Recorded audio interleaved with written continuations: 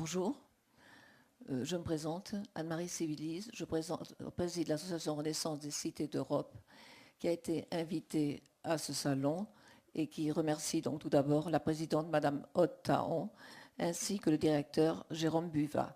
Il nous a invités pourquoi ? Parce que nous avons imaginé, il y a de très nombreuses années, la Nuit du patrimoine. Et la Nuit du patrimoine était un moment particulièrement festif qui permettait de mettre en relation les citoyens avec les lieux dans lesquels ils habitent. Et le Salon du patrimoine nous a demandé si cette année, nous leur concéderions l'usage de la marque pour la soirée inaugurale. C'était donc les termes de notre partenariat. Nous avons accepté, même si pour nous, il y avait comme un détournement de la marque, puisque la marque était le support de rencontres populaires entre des populations donc, et des lieux, des cités. Mais nous avons pensé que c'était tout aussi utile de servir de ce nom pour une manifestation aussi prestigieuse que ce salon. Donc voilà pourquoi nous sommes ici, nous en sommes très heureux. Vous avez entendu le titre de cette rencontre, c'est donc au-delà du spectacle. Et nous allons évoquer ce thème plus particulièrement au travers du tourisme culturel. J'ai à côté de moi, à ma gauche, Philippe Prévost, qui est le directeur adjoint de l'Office de tourisme de Bordeaux. Et à ma droite, j'ai Estelle Tourtignon, qui est chargée de mission donc, pour l'association. En 1999, Saint-Émilion est considéré comme pouvant être une référence au niveau mondial par l'UNESCO au titre du paysage culturel. 2007, c'est Bordeaux. 2008, c'est Blaye, le verrou de l'estuaire, avec l'œuvre de Vauban. 2016, c'est Le Corbusier. Autant dire que nous venons d'une région bénie des dieux de l'UNESCO. Cette région bénie des dieux de l'UNESCO, elle, évidemment, est très gratifiante, mais elle est aussi pleine de suggestions. Elle nous oblige. Et c'est la raison pour laquelle cette rencontre nous permet donc d'insister sur ce qui est de l'ordre du discours, du principe universel, mais aussi de la réalité territoriale. Le tourisme culturel, qui a été dans le thème de ce salon, est un tourisme qui existe depuis évidemment très longtemps, depuis l'Antiquité. On peut évoquer Pausanias. Après, on a au Moyen-Âge le tourisme, entre guillemets, religieux, avec les pèlerinages. Puis on a ensuite l'époque des antiquaires. On a le 19e. Et finalement, on arrive dans notre siècle avec une pépite. Ce tourisme culturel est un atout de développement considérable. Cependant, la facette positive s'accompagne de bémols. C'est la raison pour laquelle nous évoquerons ce que ça peut apporter en termes d'échange, en termes de profit, mais aussi nous n'éviterons pas les écueils qu'il faut forcément évoquer. Donc nous sommes sur le terrain d'un principe donc, universel, sur le terrain d'un principe qui nous rappelle que ce tourisme universel doit s'adresser à tous, mais il va devoir répondre à un traitement donc, territorial. Et je n'évoquerai pas la charte d'Athènes, la charte de Venise, j'aborderai directement la charte révisée de 1999, donc de l'ICOMOS. Tout le monde est d'accord pour soutenir que le patrimoine doit être protégé, doit être restauré dans son intégralité, dans son intégrité. Tout le monde est d'accord pour dire que le patrimoine doit avoir une fonction sociale. Tout le monde est d'accord pour dire que le patrimoine a une valeur d'échange, qu'il a une dimension de développement durable, que par ailleurs, il doit être une source de supplément d'âme. Ça, c'est ce que rappelle notamment la charte du tourisme culturel de 1999. Mais pour autant, est-ce que ces vertus ne s'accompagnent pas de dérives ? C'est ce que nous verrons dans un instant. En effet, cette question du tourisme culturel passé au travers du prisme de la réalité renvoie donc au paradoxe.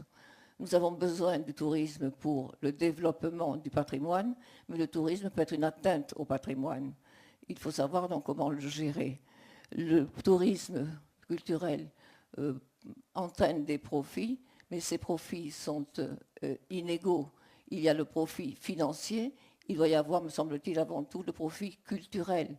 Donc tout cela peut, me semble-t-il, au travers d'exemples que nous allons évoquer maintenant, faire l'objet d'une véritable réflexion pour l'avenir. Dans un instant, Philippe Prévost va prendre la parole et vous parler de l'exemple de Bordeaux. Bordeaux, à la suite d'une décision politique de son nouveau maire, a fait du patrimoine un enjeu de société. Et cet enjeu donc, a constitué un défi qui a été transformé.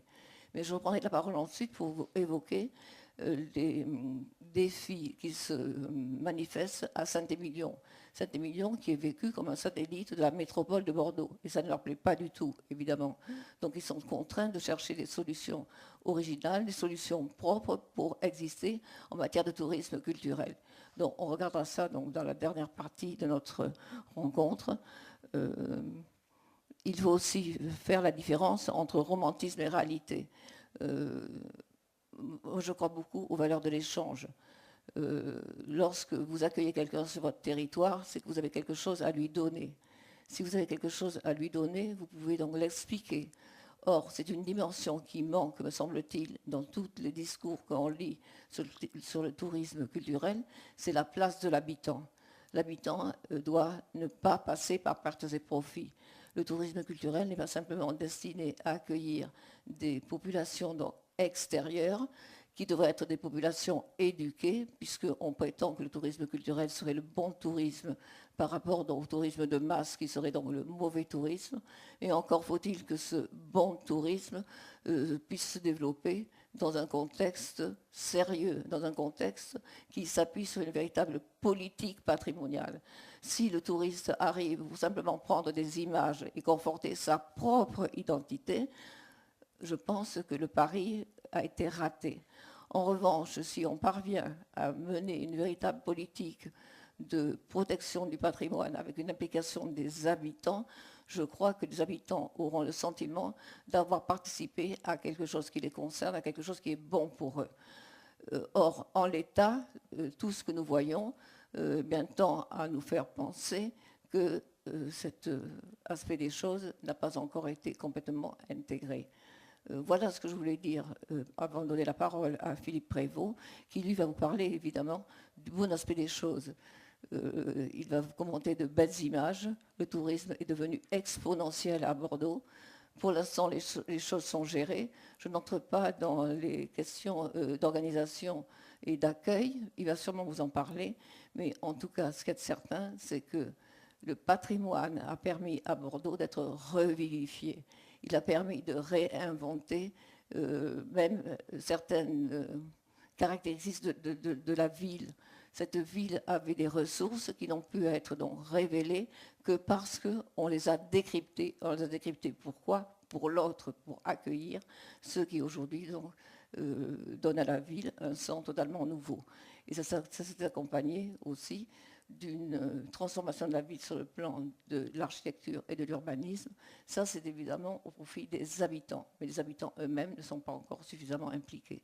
Voilà, je vous remets entre les mains de Philippe Prévost, qui va donc vous montrer dans quelle magie vit l'Office de tourisme actuellement. Merci, je vais me lever. Merci. Voilà, donc bonjour, merci dame d'abord. Je vais vous présenter un petit peu l'historique de ce tourisme bordelais qui aujourd'hui effectivement est tout à fait remarquable. Mais je vais vous montrer surtout d'abord la situation de Bordeaux par rapport à Paris et puis les moyens de transport qui au fil des siècles d'ailleurs depuis le 19e siècle ont permis au tourisme de s'évanouir puisque dès 1853 il y a une ligne, donc la ligne Paris-Bordeaux par Tours et par Orléans qui est créée et qui va amener déjà les premiers touristes de l'autre côté de la rive de la Garonne dans la fameuse gare d'Orléans qui existe toujours et qui a été transformée en cinéma. Mais aujourd'hui, bien sûr, les choses ont changé. On ne met plus 12 heures pour aller à Bordeaux. On met presque, vous voyez, on est arrivé à 2h04. Et effectivement, depuis le mois de juillet, depuis le mois de juin, le 2 juin 2017, on a effectivement une explosion de visiteurs. ils sont actuellement à la SNCF à plus de 75% par rapport à leur estimation. Donc ça fait de nombreux touristes qui arrivent, qui s'installent à Bordeaux, qui aussi envisagent effectivement d'acheter soit des appartements, mais aussi de pouvoir y vivre, soit à la retraite, ou même imaginer de travailler à Paris et de faire l'aller-retour dans la journée. Ça, j'ai entendu dire ça il y a peut-être quelque temps. Rappel aussi on va revenir en arrière. Rappel aussi du classement de Bordeaux parmi les villes de France, 5e ville de France, capitale du Sud-Ouest, 740 000 habitants dans la métropole, donc 270 000, ce qui est peu, intramuros, et nous sommes actuellement à peu près à 6 millions de visiteurs par an. Voilà, 6 millions de visiteurs. Bien sûr, bon, c'est une comptabilité qui est un peu, disons, elle n'est pas aux touristes près, mais on a des indicateurs dans l'hôtellerie, notamment au niveau des nuitées. On a des indicateurs aussi par les transports, l'aéroport, les gares, etc. Donc on estime aujourd'hui à 6 millions de visiteurs qui donc découvrent notre ville aujourd'hui. Voilà. Ensuite, je vais vous montrer une autre diapositive donc, qui énumère, si vous voulez, les grands événements. Donc là, la ligne à grande vitesse, et bien sûr l'ouverture de la Cité du Vin, qui est très importante à Bordeaux. C'est un gros dossier qui était dans les tiroirs depuis, on peut dire, 20 ans.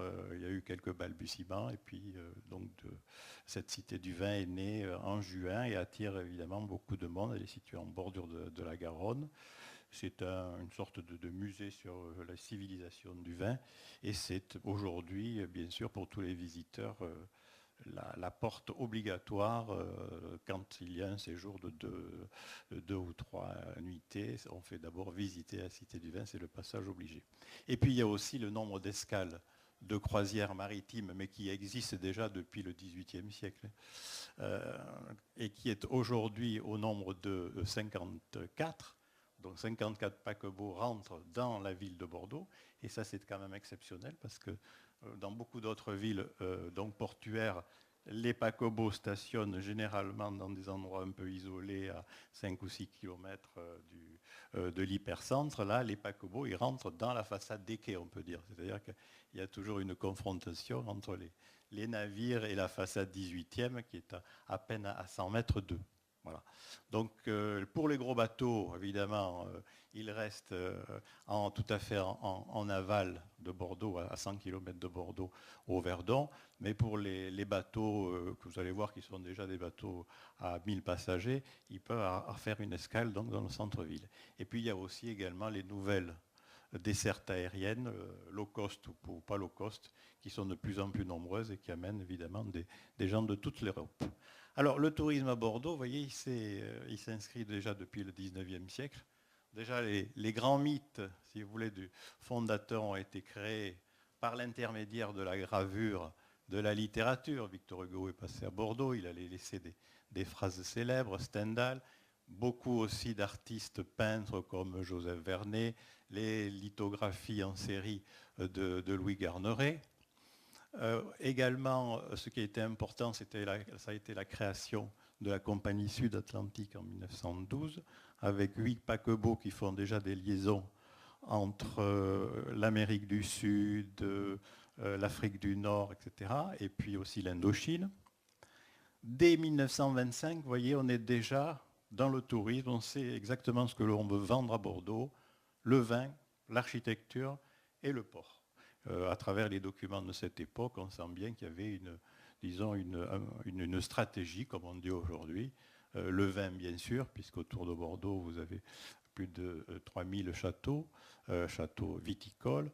L'architecture, bien sûr, avec cette façade, et puis ces hôtels particuliers, ces places, ces cours, enfin, vous connaissez certainement Bordeaux, et vous avez, c'est pas la peine que je détaille très exactement géographiquement les choses. Et puis le port, qui a toujours été, depuis 2000 ans, évidemment un lieu d'accueil et qui aussi a permis le commerce de se développer. Donc la prise de conscience, on peut dire, de ce tourisme, mais le mot tourisme n'existait pas encore à cette époque, il s'est inscrit dès déjà le XVIIIe siècle. La réputation gastronomique, bien sûr, s'y est associée, surtout au début du XXe siècle, et le tourisme en marguerite est né. C'est-à-dire que Bordeaux était devenu le passage obligé pour aller vers d'autres destinations, vers les Pyrénées, vers les grands sites du Périgord, vers la côte, les premières stations de tourisme, comme Arcachon, Lacanau, Montalivet et Soulac, qui sont les premières stations du XIXe siècle et qui vont accompagner l'épanouissement touristique de Bordeaux. Donc les premiers, voyez, documents, on peut dire touristiques, avant la photo et qui circulaient, c'est tous ces tableaux, toutes ces gravures qui vont être répétées, copiées, avec évidemment toujours la littérature touristique de Stendhal, Victor Hugo. Il y a des récits qui étaient publiés et ça a permis au port de Bordeaux que vous voyez là, qui est vraiment il n'est plus évidemment exactement comme ça, sauf la façade des quais, mais les berges n'existent plus de cette façon. Elles ont été aménagées, vous allez le voir, par Michel Courajou. Et on a un Bordeaux nouveau que vous allez voir dans les diapos suivantes. Alors vous voyez le premier office de tourisme bordelais, on est dans les années 25, on retrouve très bien la mode, on savait ce qu'on voulait déjà à cette époque. Vous avez d'ailleurs sur les murs des vues à gauche de la côte landaise, donc c'était un tourisme en marguerite. On venait à Bordeaux pour partir soit à l'étranger par les paquebots ou bien par les voies de chemin de fer, car les investissements ferroviaires avaient été créés par Émile Pereire à la fin du XIXe siècle et le département et la région étaient extrêmement bien équipés. Donc on est dans un contexte, vous voyez, où on veut montrer déjà dans un bureau qu'on est dans une ville à l'architecture classique, 18e, même si c'est un bâtiment qui a été construit dans les années 25, place Gabriel, derrière la place de la Bourse. Les quais étaient déjà aménagés pour recevoir les visiteurs, et notamment tous les croisiéristes qui descendaient des paquebots, comme vous avez cette image ici, le paquebot, le fameux Massilia. Nous sommes ici dans les années 30. Bien sûr, il y avait le commerce qui était toujours présent, mais les équipements touristiques existaient déjà avec ce qu'on appelait autrefois les fameux hangars, qui jouaient le rôle évidemment de stockage, mais aussi de plateformes belvédères sur la Garonne. Alors, vous voyez, entre ces deux images, vous voyez, les choses ont un peu changé, bien sûr. D'abord, il y a l'emprise de la voirie et de la voiture qui a fait qu'on a, si vous voulez, réduit la largeur du fleuve d'à peu près 50 mètres, donc avec la création de quais verticaux, mais cela dès le 19e siècle. Et puis, on a surtout l'intervention de Michel Courajou. Les fameux quais jardinés, vous voyez, se déploient maintenant le long de ces quais devenus promenades. Il n'y a plus aucune grue, les grues ont disparu, et cette place maintenant au tourisme. Alors voilà, ça c'est une photo assez étrange. C'est une photo qui a été prise depuis ces monstres de la mer qui accostent vraiment à Bordeaux, sur les quais. Ils sont plus hauts, pratiquement à marée haute. Quoique là, on n'est même pas encore à marée haute. Vu le niveau de l'eau sur les quais, on est vraiment presque à l'étal. Et cette confrontation, vous voyez, entre les deux, avec le fameux miroir d'eau que vous apercevez en face de la place de la Bourse, et qui est la construction, l'aménagement phare, qui avait été décidé, d'ailleurs il y a eu un détournement, parce qu'il avait été décidé pour que les touristes voient se refléter la façade et la flèche Saint-Michel que vous apercevez à gauche. Et puis finalement, c'est devenu une pataugeoire, et quand il fait extrêmement chaud, comme il le fait ces temps-ci, on a un afflux considérable de gens qui viennent pratiquement presque en maillot de bain se rafraîchir. Alors voilà un peu la chronologie de l'Office de tourisme de Bordeaux. Vous voyez, on est parmi les premiers offices de tourisme, 1907 a été créé par un grand bourgeois de la ville. Ça, c'est d'un point de vue historique, c'est intéressant. C'est un négociant, bien entendu, Alfred de Gaulle, grand bourgeois bordelais, maire de Langoiran, président du Yachting Club d'Arcachon. Et puis, dès 1920, c'est la création des premières excursions, mais qui vont très loin, qui vont dans les Pyrénées, qui vont dans le Gers, qui irriguent un petit peu toute la région. Bordeaux, l'Office de tourisme de Bordeaux, avec une vocation régionale qu'elle a perdue entre-temps, notamment avec la création des comités départementaux du tourisme. On est en 1931, vous voyez, on a 3732 visiteurs, donc, et aujourd'hui, nous sommes à 6 millions. Vous voyez l'écart. En 1939, l'Office de tourisme est chargé de renseigner les réfugiés de guerre, notamment les Belges. Il est chargé de distribuer les tickets de ravitaillement. Vous voyez, un office de tourisme, c'est toujours, enfin, vous le savez certainement, des organismes très polyvalents qui s'adaptent au contexte. En 1940, c'est la destruction des locaux que je vous ai présentés tout à l'heure, en noir et blanc, place Gabriel. Et puis, il y a des opérations de promotion qui commencent à naître. En 1967, c'est 4000 brins de muguet qui sont envoyés au Canada pour promouvoir l'image de Bordeaux. En 1968, c'est le premier label décerné par la Caisse nationale des monuments historiques et des sites, le label Ville d'Art. Et c'est le premier recrutement de ces guides conférenciers, parce qu'on avait besoin aussi, à l'époque, de médiateurs. Et en 1974, c'est 100 000 visiteurs par an, et depuis, donc, ça ne fait que monter avec des événements phares, comme la fête du vin, qui a une manifestation qui a lieu d'ailleurs c'est une biennale, si vous voulez, qui a lieu avec la fête du fleuve. Donc voilà les grandes étapes de sa reconnaissance comme ville de patrimoine, le secteur sauvegardé très important, créé suite à la loi Malraux en 1967, 150 hectares. C'était à l'époque la ville qui avait une des plus grandes superficies protégées. Le label Ville d'Art en 1970, après le classement dont a parlé Madame Civilise en 2007, 1810 hectares, très important territoire qui va de la Garonne jusqu'au boulevard et des quartiers nord de la ville jusqu'à la gare Saint-Jean. 370 monuments classés, plus que Paris, plus 30% de fréquentation la première année.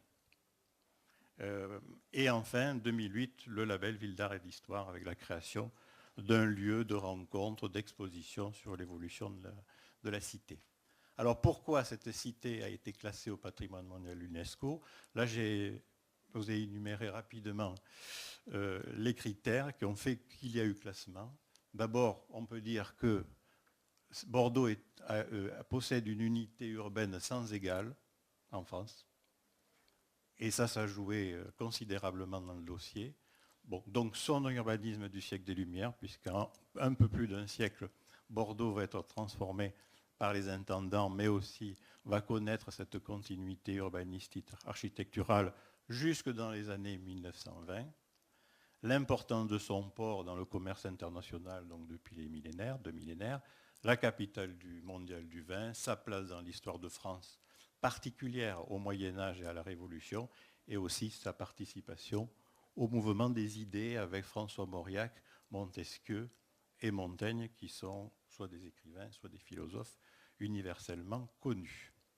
Voilà. Au niveau de la fréquentation, vous avez actuelle, vous avez ici une petite étude qui montre que la fréquentation est de 50% d'origine française et 50% donc le reste étrangère. Avec 3 groupes quand même qui se distinguent, donc les Anglais, les Espagnols et les Allemands qui viennent en tête du palmarès. Les incontournables. Bordeaux n'a pas de monuments phares comme la Tour Eiffel ou des objets incontournables. On a un ensemble de petits monuments qui, dans l'histoire de l'art, si vous voulez, national, ne sont pas de véritables jalons, mais qui ont le mérite d'exister dans leur modestie. C'est le cas notamment en haut à gauche du Palais Rouen, de la Flèche Saint-Michel et de la Basilique, et des arènes de Bordeaux, le Palais Gallien. D'autres monuments aussi, modestes, mais qui sont, disons, bien entretenus pour certains et qui constituent à l'intérieur de la ville un maillage patrimonial intéressant, la Porte Caillot, la cathédrale, la Grosse Cloche, qui est l'hôtel de ville de Bordeaux, et enfin le fameux Grand Théâtre de Bordeaux, avec la salle dessinée par Victor Louis. À côté de ça, on a des projets signatures, bien sûr.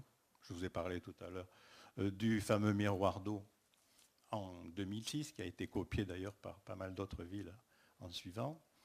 La Cité du Vin par l'agence XTU, qui est une agence parisienne, en 2016. Et puis, autour, mais parmi d'autres, on a un renouveau, une recherche d'originalité de la part des propriétaires ou des nouveaux propriétaires viticoles.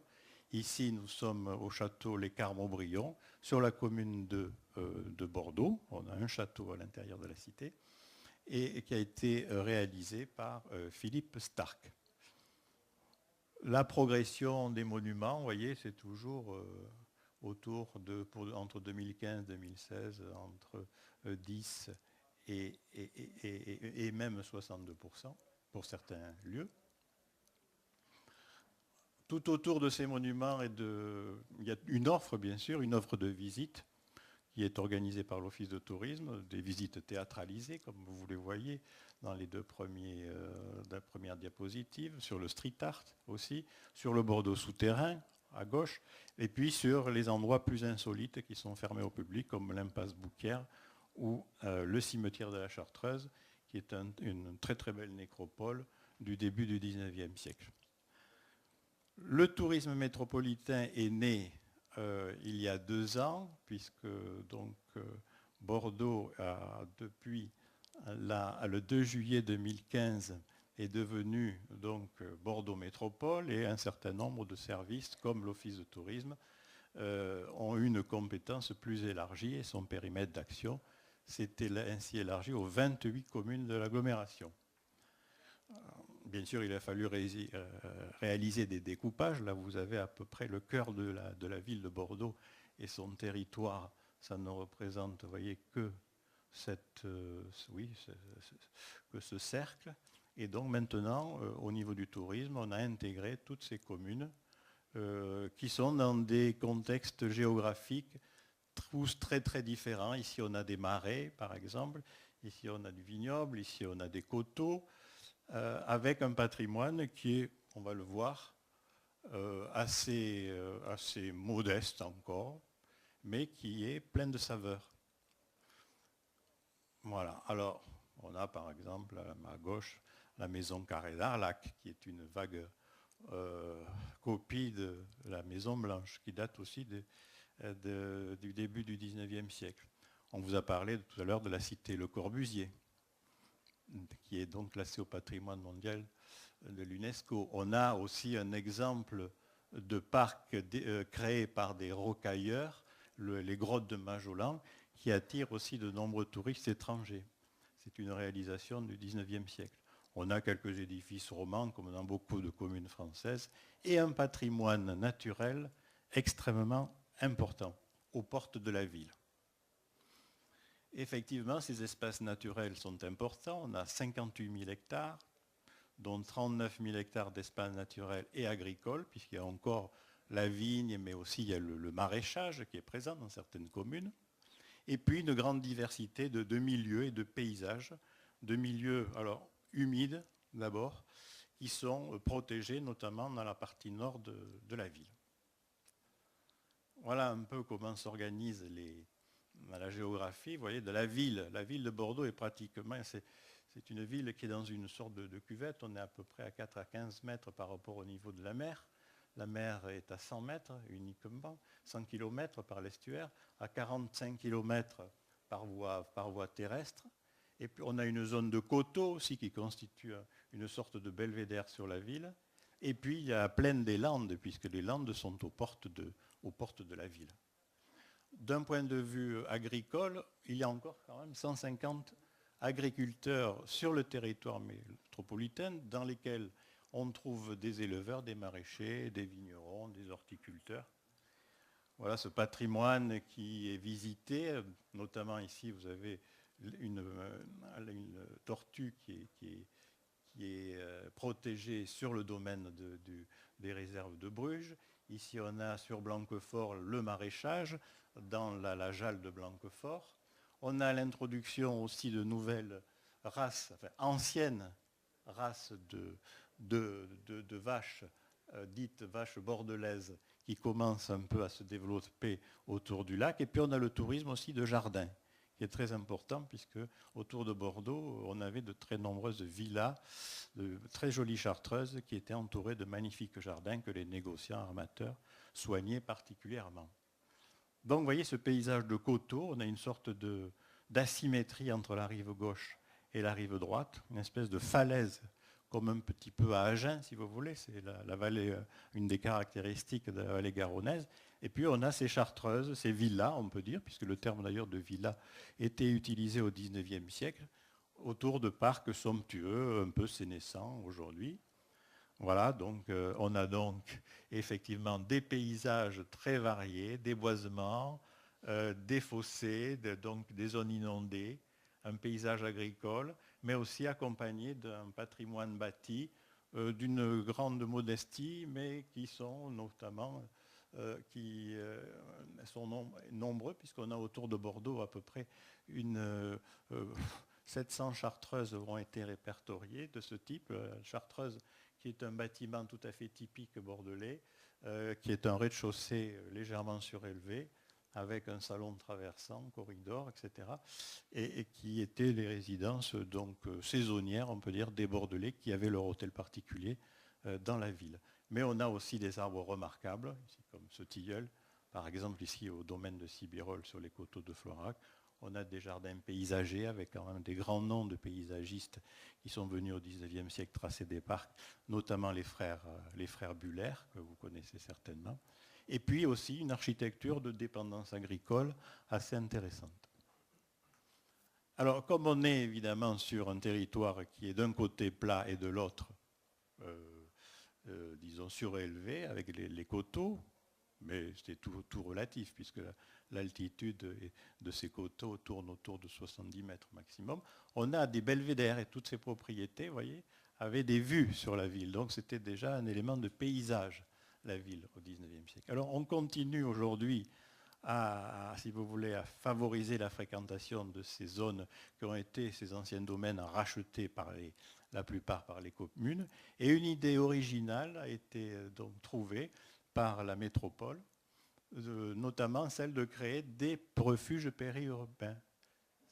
Voilà. Donc vous avez un ensemble de petites constructions qui sont toujours très imaginatives, avec des thèmes différents et des architectes aussi différents, qui sont installés tout autour de la commune de Bordeaux, dans des zones vertes, avec fort potentiel paysager, et qui permettent de faire découvrir gratuitement à des personnes, s'ils le souhaitent, de louer, par exemple, le nuage de nuit, le week-end. Ils s'inscrivent sur le site de la métropole, c'est gratuit, et ils peuvent, avec leur sac de couchage, dormir dans un lieu un peu insolite autour de Bordeaux, dans des zones vertes. Voilà, alors là, vous avez des exemples, vous voyez, de petits refuges, on dirait presque des fabriques, vous voyez, comme on mettait dans les parcs au XVIIIe siècle.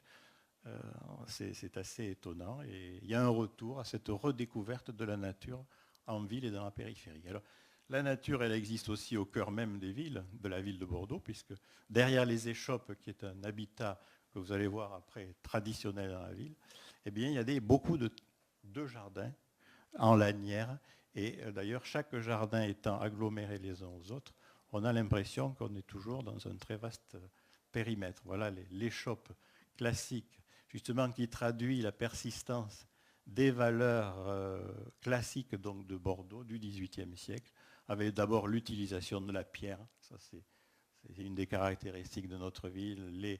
Les mascarons qui n'ont plus de fonction, qui sont à la clé, mais qui sont décoratifs. Et puis toujours le souci, vous voyez, de bien aligner les choses. Et là, vous avez des quartiers entiers qui sont construits de cette façon autour de la gare, avec toujours un petit jardinet, vous voyez, à l'extérieur, qui fait entre 50 et 100 mètres carrés. Donc la nature aussi est bien présente dans la cité. Alors il ne faut pas s'éloigner évidemment de l'image classique du château bordelais que l'on retrouve sur les étiquettes de vin. On a là le château Pape Clément, qui appartient à Bernard Magret, et qui est là, si vous voulez, présenté comme il l'était au XIXe siècle. Alors Bordeaux est au centre aussi d'une grande richesse patrimoniale. On a parlé tout à l'heure de Saint-Émilion, bien sûr, et d'autres lieux comme Villandreau, Bazas, Roquetaillade, Fort-Médoc. Vous voyez qu'il y a beaucoup de choses à faire. Il n'y a pas de monument phare non plus, bon, sauf peut-être le site de La Brède, qui est mondialement connu à travers le philosophe Montesquieu, et puis Saint-Émilion par la renommée de son vignoble.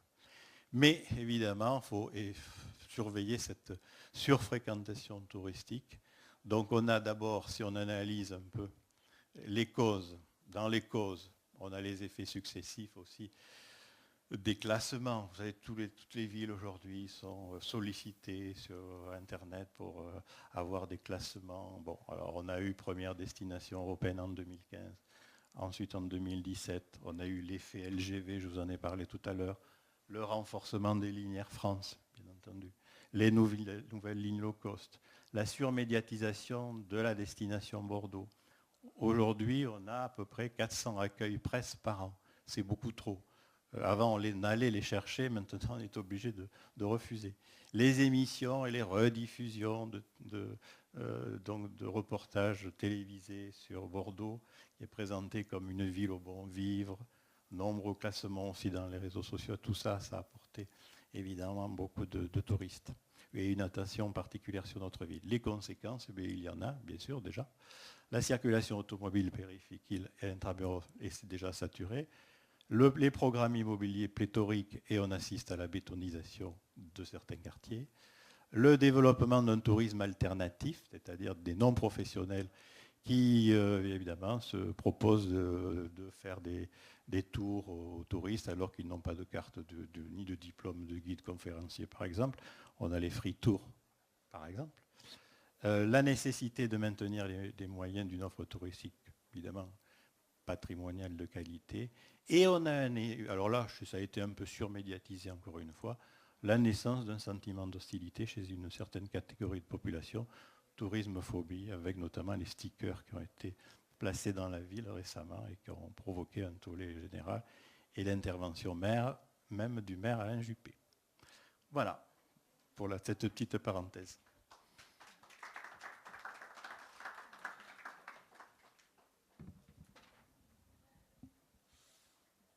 Je remercie Philippe Prévost de cette présentation. Aurait dû être présent avec nous aujourd'hui Bertrand Millot, directeur de l'Office de tourisme de la juridiction de Saint-Émilion, Jean-Daniel Debar, vice-président de la communauté de communes du Grand Saint-Émilionnais. Ils n'ont pas pu se déplacer, mais par ma voix, ils ont deux ou trois choses à vous dire.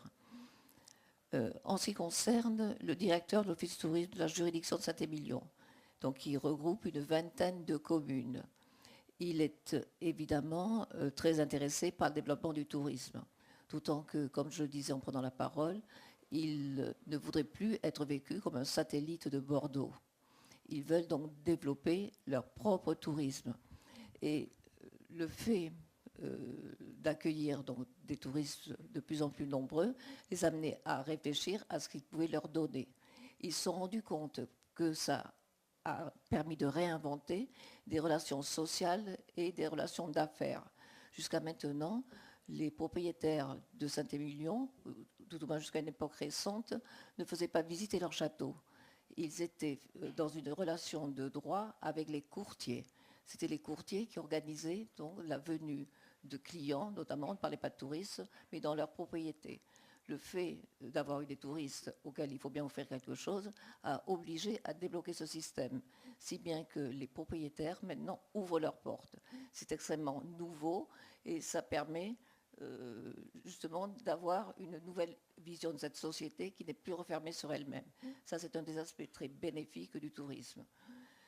Par ailleurs, à Saint-Émilion, il vaut mieux que vous ayez donc organisé votre séjour avant que vous sachiez ce que vous allez faire, parce que finalement, le territoire n'est pas extensible.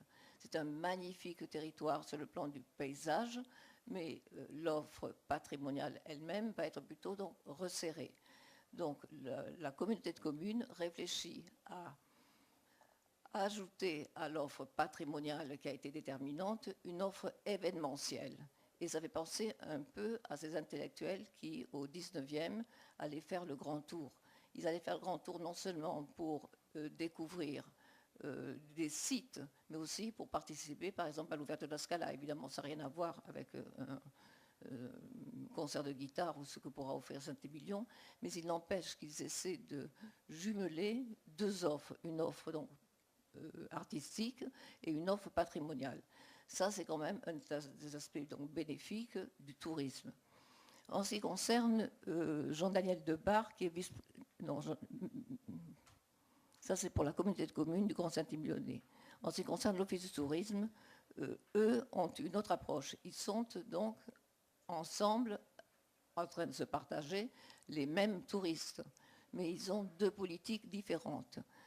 Je viens de parler de la communauté de communes. Pour la communauté de communes,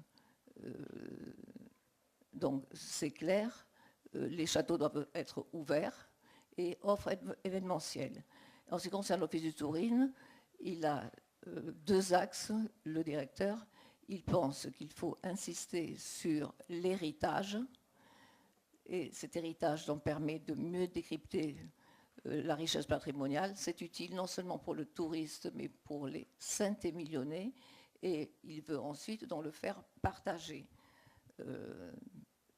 Par ailleurs, il s'intéresse aussi à la catégorie de touristes qu'il voit déferler, et ils ont pour souci de mobiliser les plus jeunes générations, car évidemment, c'est là qu'on trouvera peut-être des solutions pour l'avenir. Même chose que pour la communauté de communes, évidemment, ils sont toujours en recherche de diversification de l'offre.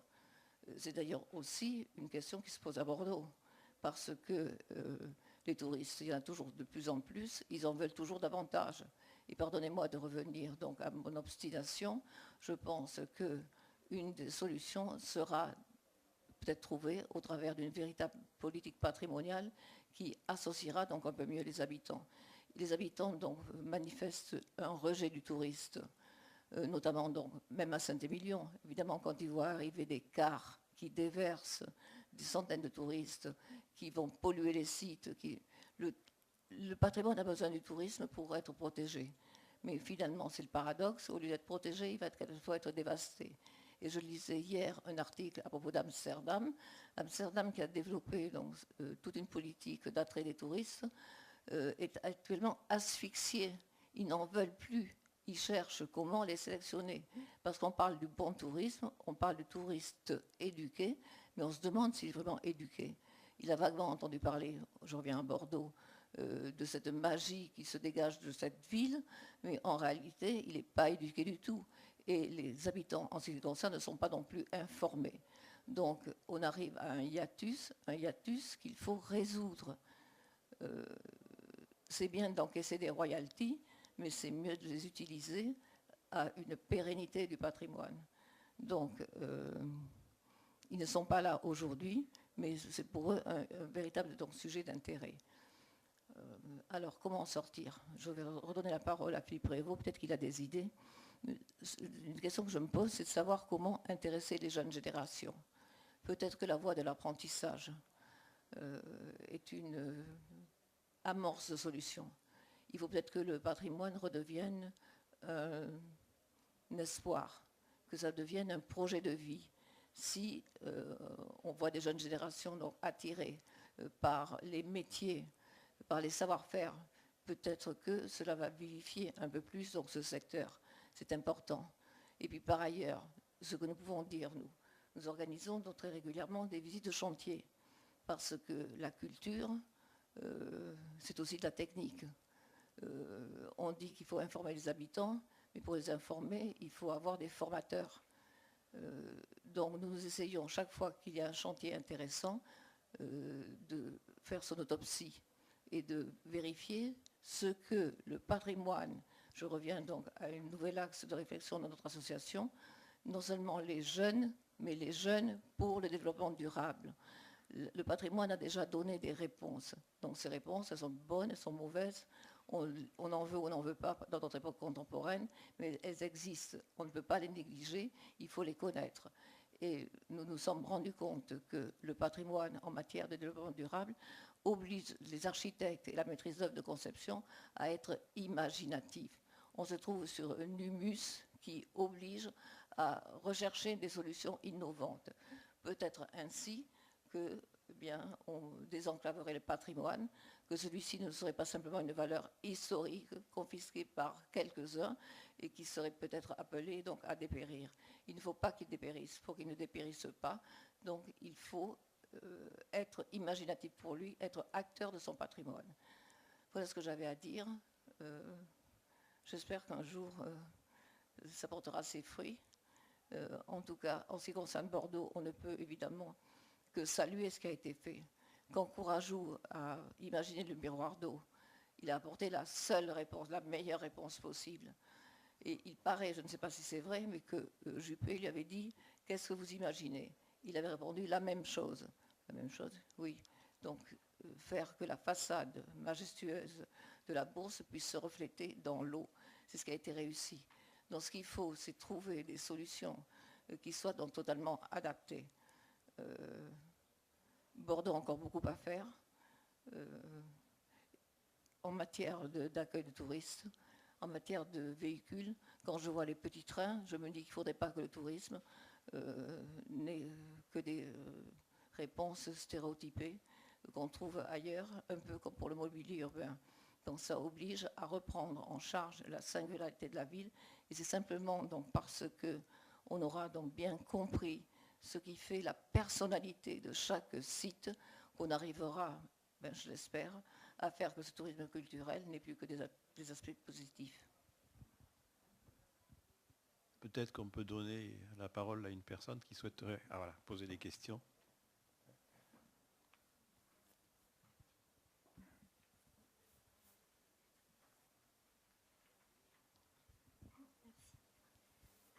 Bonjour, je suis Anne Ferrette, je suis représentante des guides conférenciers pour l'UNSA, le syndicat de l'Union des syndicats autonomes. Et dans votre discours, vous parlez tout le temps des habitants. Les habitants, ce sont aussi des gens qui travaillent. Et j'ai une question pour donc, la personne qui représente l'Office de tourisme de Bordeaux. C'est ce développement des touristes à Bordeaux a apporté quelle augmentation du personnel dans votre office du tourisme?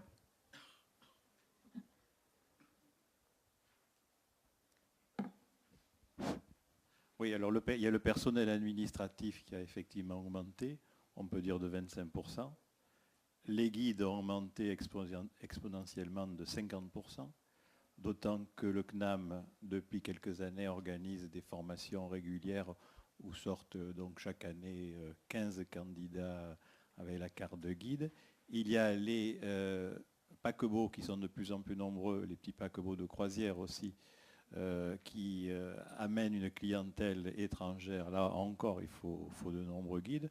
Donc si vous voulez, chaque année, il y a à peu près 10 guides nouveaux qui sont salariés à la vacation, où certains sont également travailleurs indépendants ou ont créé leur micro-entreprise. Mais ce sont effectivement des gens qui s'ajoutent à notre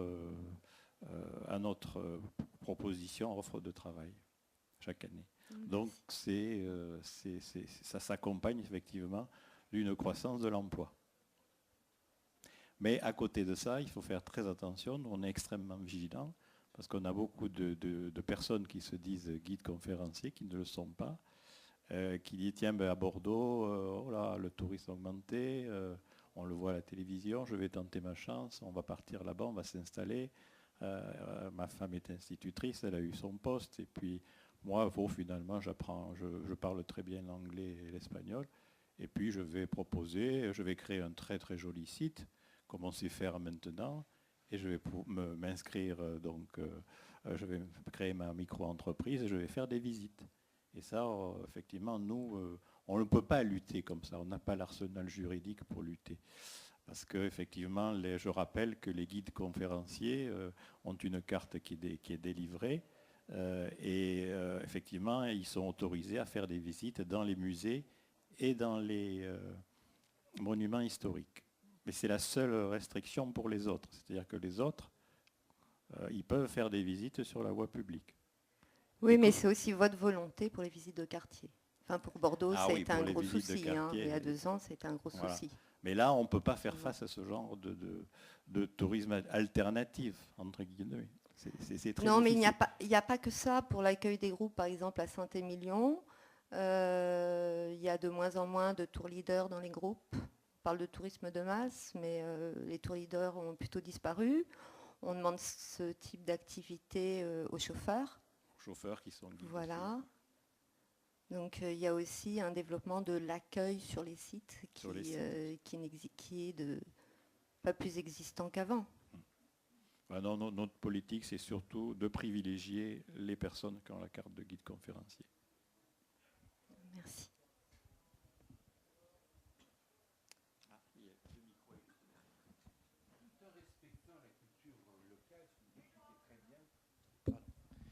Est-ce que vous pouvez bénéficier de l'expérience internationale? Ce problème-là, il est partout maintenant. Des villes se protègent des touristes et tout. Est-ce qu'il y a des exemples transposables un petit peu partout dans la planète? Des pays, des villes qui apportent des solutions intelligentes. Les solutions, on est un peu le nez dans le mur en ce moment. On le voit dans la presse. Donc on n'a pas tellement de recul avec des solutions miracles. Bon, nous, ce que l'on va faire, effectivement, c'est qu'on arrête l'accueil des journalistes. Bon, avant, on prenait tout parce qu'on avait besoin de faire connaître la ville. C'était normal. Et aujourd'hui, bon, on va étudier un peu plus les dossiers. On ne va pas faire réaliser des reportages sur ce qui a été déjà dit. Maintenant, on ne peut pas empêcher les gens d'écrire. Ce n'est pas notre volonté non plus. Ou de refaire diffuser des émissions qu'on a déjà vues il y a 1 ou 2 ans. C'est vrai que l'espace médiatique, il faut l'occuper. Je comprends que... Et on en bénéficie aussi. Pareil. Avant, il fallait payer les journalistes pour qu'ils viennent. À une époque, il y a 30 ans, on n'avait pas beaucoup de budget, mais il fallait les payer. Il fallait payer les accueils télé, etc. Enfin, on se coltinait l'hôtellerie, la location de voitures, etc. Bon, maintenant, on n'a plus besoin de ça, ils se débrouillent. Donc, ils font tout de suite leur business, ils n'ont plus besoin de nous. Donc, c'est très bien, quelque part. Mais en échange, il y a un trop-plein de touristes. Voilà, il faut être vigilant. Ce qu'on va nous privilégier, aborder, c'est surtout le tourisme de qualité. Voilà. Bon, ça va être un peu difficile parce que c'est toujours mal vu, parce que qui dit qualité dit effectivement prestations plus élevées. Alors bon, c'est toujours un peu compliqué de faire admettre les deux en même temps. Donc voilà. Mais là, on est dans les balbutiements. On va voir l'année prochaine, dans 2 ans, dans 5 ans. La progression, mais ça c'est un effet, je pense que les 6 millions de visiteurs, on les a eus parce qu'il y a eu une accumulation de labels, d'émissions, etc. Je pense que Bordeaux, ce n'est pas une ville où on n'y vient pas pour s'amuser. C'est ça qui va nous sauver quelque part. Parce qu'il y a certaines villes où, comme Barcelone, ou dans des grandes, on vient pour faire la fête, parce qu'ils sont en bordure aussi de la mer. Enfin, il y a il y a tout un contexte que nous, on n'a pas à Bordeaux. Nous, c'est quand même, Bordeaux, c'est une ville un peu rugueuse. Hein. Déjà, bon, la Garonne, on n'a pas envie de s'y jeter dedans. Hein. Quand vous la voyez, voilà. Le climat aussi, l'été, c'est très dur. Il fait très chaud. Vous allez me dire, maintenant, il fait chaud partout. Mais je veux dire, c'est une ville étouffante. On n'y reste pas. L'été, on ne vient pas passer la journée à Bordeaux. Donc, si vous voulez, naturellement, je pense qu'il faut être optimiste. Ça va se réguler, tout ça. Votre question est importante parce que je pourrais rajouter à ce qu'a dit Philippe Prévost sur les critères qui ont été retenus par l'UNESCO pour gratifier donc, Bordeaux de ce classement, c'est qu'elle avait bénéficié des influences extérieures grâce à son port. Elle était l'expression de ce qui venait donc de l'autre. Et c'est une grande métropole, mais ouverte sur la mer. Donc il faut qu'elle conserve cette dimension justement de confrontation avec l'international. C'est très important. Le vignoble avec un nom magique comme Bordeaux, c'est une marque, on n'a rien à faire. Je veux dire, il y a plein de gens qui s'en chargent maintenant, comme le disait Madame Stivilise, les viticulteurs ont pris conscience récemment d'ailleurs, parce qu'il y a 30 ans, c'était difficile, même 20 ans, difficile de faire ouvrir une porte de château, d'organiser une dégustation. On n'avait que quelques-uns. Mais les quelques-uns, c'était des châteaux modestes, avec des vins qui n'étaient pas de très grande qualité. Maintenant, les grands crus se sont mis vraiment à avoir une... Et puis il y a le changement de génération aussi. Il y a toutes les générations nouvelles qui, dans les propriétés, qui ont fait qu'ils ont créé une vraie politique touristique à l'intérieur même de leur exploitation. Maintenant, vous avez un chargé des visites, vous avez la plupart des châteaux ont des chambres d'hôtes. Avant, ça n'existait pas. On ne pouvait pas imaginer installer ou faire dormir un étranger dans la sainte chambre du propriétaire. Ce n'était pas possible. Vous voyez, tous ces barrages ont été petit à petit franchis. Voilà. Et tous ces gens-là organisent à leur niveau, alors ils sont déjà très nombreux, la promotion de leur château, mais à travers la destination Bordeaux. Alors Saint-Émilion, tout à l'heure, effectivement, il regrette que Bordeaux absorbe un petit peu. Mais les gens, ils arrivent où quand ils viennent ils arrivent par l'avion, donc ils arrivent à Bordeaux-Mérignac. Ils arrivent par le train, ils ne vont pas aller directement à Saint-Émilion. Bordeaux, c'est quand même tout. Et justement, c'est un problème qu'on a eu il y a quelques années, c'est-à-dire des villes comme ça, touristiques, ils voulaient se détacher un peu de la ville et avoir une certaine autonomie dans les salons, comme ici par exemple. Par exemple, Blaye. Mais Blaye, tout seul, ça ne veut rien dire. Et à un moment donné, il y a eu un renversement de politique. Ils se sont tous voulus, justement, et aujourd'hui même, surtout, ils se rattachent à l'image de Bordeaux, parce que c'est elle qui fend... et oui, qui est à la tête de la promotion de leur propre bien. Il n'a pas encore été possible, vous voyez, d'obtenir une grande réunion de 4 sites. C'est quand même intéressant de savoir pourquoi donc ce territoire de la Gironde a donné autant de sites UNESCO. Eh bien, ça n'a pas été possible. On a pu donc réfléchir au niveau de Bordeaux, de façon autonome, Saint-Émilion, mais réunir les démarches, impossible. Oui. Bonjour.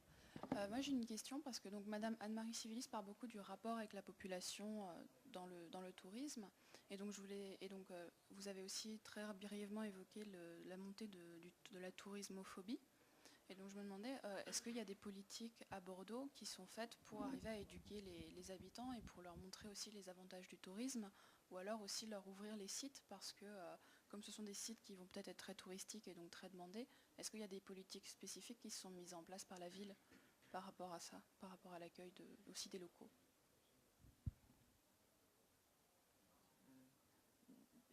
Il y a des slogans qui circulent. Par exemple, transformer l'habitant en touriste de sa ville. Nous ne sommes pas d'accord. On n'a pas du tout la même position, selon qu'on est à l'intérieur ou à l'extérieur. En revanche, nous disons que peut-être l'habitant pourrait devenir le guide de sa maison. C'est-à-dire qu'il soit donc détenteur des informations nécessaires à diffuser. Mais tout ça, ce sont des balbutiements. Je pense que si on démontrait aux habitants que la manne, qu'une partie de la manne financière qui est récoltée donc, servait donc à entretenir le patrimoine ou servait donc à aménager leur cadre de vie, peut-être qu'on arriverait à une amorce de politique. On n'en est pas encore là. Mais il faut absolument ne pas déconnecter l'habitant du touriste, sinon on va à la catastrophe. Justement, le SIAP, dans la Convention Ville d'Arrêt d'Histoire, place de la Bourse, donc en face du Mirarodo, a été créé le Centre d'interprétation d'architecture et du patrimoine, qui est justement un lieu ouvert aux habitants de Bordeaux et qui leur montre par exemple des expositions sur le secteur sauvegardé, où ils sont impliqués, même à titre individuel parfois, par rapport à leur immeuble. Pardonnez-moi, mais je pense que ce n'est pas la réponse appropriée. Le SIAP, c'est une magnifique vitrine, mais encore une fois, une vitrine pour celui qui vient d'ailleurs, pour le touriste. Philippe Prévost donc, vous a parlé de cette grande zone finalement qui a été protégée par l'UNESCO. Nous avons donc Bordeaux, intramuros, mais nous avons une zone tampon, c'est-à-dire que ça va bien au-delà. Et nous avons de magnifiques paysages, en plus des paysages qui sont en train de changer, puisque aussi a été évoquée la question donc, de l'urbanisation. Est-ce que vous pensez que quelqu'un qui habite Villeneuve-d'Ornon ou Bègles ou Bruges va aller au SIAP, dans cette vitrine donc, qui est complètement ripollinée, tirée au cordeau, correspondant donc à une boutique de musée, chercher des informations sur son patrimoine? Bien sûr que non.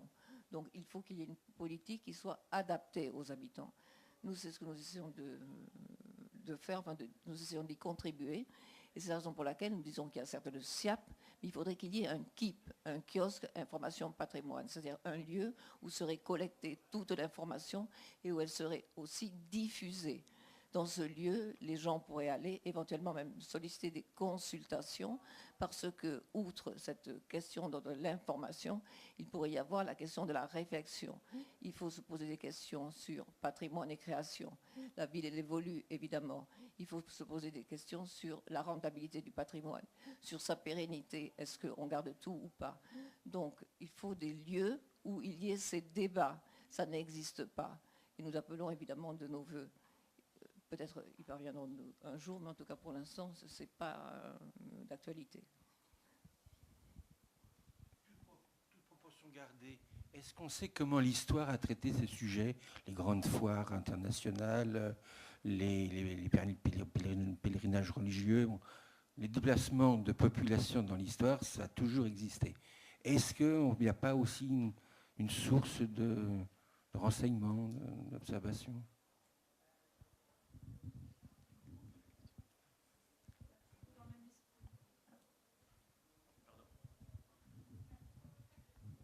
Oui, dans le même esprit, qu'est-ce que vous envisagez pour mettre à profit cet attrait international qui ne va cesser de grandir, pour irriguer la région Aquitaine?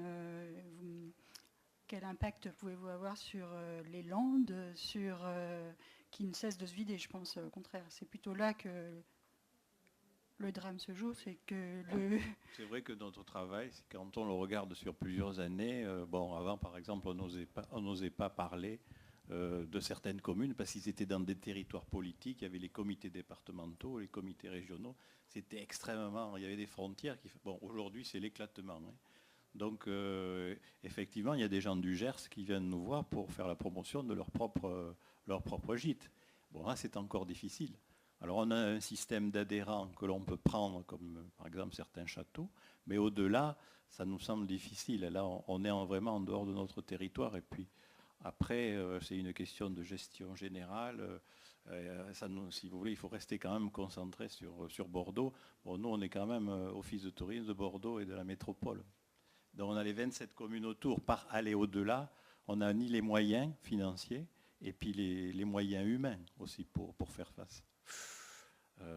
On a un budget, heureusement que c'est la manne hôtelière qui aujourd'hui, avec la taxe de séjour, nous fait avoir des budgets de plus en plus importants. Mais on est quand même une petite association, loi 1900, on n'a pas... Ah oui, non, mais moi je l'ai connu depuis longtemps, on compte encore les crayons et dans les bureaux, je veux dire, c'est pas... Voilà, on a une petite économie quand même encore. Hein. Et bon, peut-être pour l'avenir, ça changera. Mais c'est vrai qu'Internet aussi rend les gens beaucoup plus autonomes. Ils n'ont plus besoin de nous pour faire parler de leur château, de leur site. Ils le font directement. Alors après, nous, on a un gros site, par contre, bordeauxtourisme.com, où ils peuvent se raccrocher avec des liens. Voilà, bon, on me dit que c'est fini. Enfin, bon, écoutez, on se donne rendez-vous dans 5 ans. Peut-être que les choses auront changé. Voilà. Merci à tous. Merci de votre écoute et puis bon vent à Bordeaux et à son territoire. Merci à tous.